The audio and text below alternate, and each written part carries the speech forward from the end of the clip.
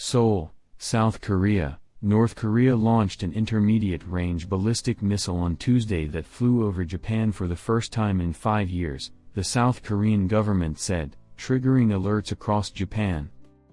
Tuesday's North Korean launch put U.S. military bases in Guam within reach. The U.S. government condemned the launch, and National Security Advisor Jake Sullivan called his Japanese and South Korean counterparts to coordinate a response, the White House said. The launch of the ballistic missile, IRBM, took place from North Korea's northern Jeongeon province at around 7:23 a.m. local time, according to South Korea's Joint Chiefs of Staff. Television alerts warned residents in Tokyo and across northern Japan's Hokkaido and Aomori prefectures to take cover. The South's Joint Chiefs said the missile flew approximately 2,796 miles to the east, reaching an altitude of 603 miles and a top speed of Mach 17, before landing in the Pacific Ocean.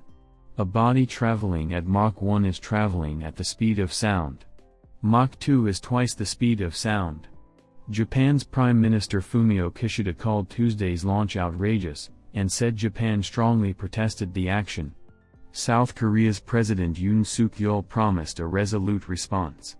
Both leaders said they would convene the National Security Council to discuss the situation. Tuesday's launch was North Korea's fifth missile launch in just over a week, and the first time a North Korean missile has flown over Japan since 2017. After North Korea last tested an IRBM this past January, state media said authorities had fired it at a high angle, in consideration of the security of neighboring countries, in other words, to avoid sending the missile over Japan. Tuesday's missile launch by North Korea was the latest in a series of recent events that have ratcheted up the tension between Pyongyang and the US and its East Asian allies. Last week, South Korea, the US and Japan held their first trilateral anti-submarine drills in 5 years off the Korean peninsula's east coast. It followed South Korean and US warships conducting bilateral exercises in the area for 4 days.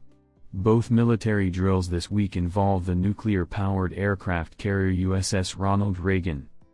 Those tensions led to unprecedented summits between then-President Trump and North Korean leader Kim Jong-un in 2018 and 2019 over the North's nuclear ambitions. Negotiations between the US and North Korea have since stalled, and Pyongyang now says it will not bargain away its nuclear weapons. In South Korea, a new conservative government that took office in May has emphasized deterrence over diplomatic engagement, raising concerns over potential cycles of escalation and counter-escalation, including more missile tests from North Korea.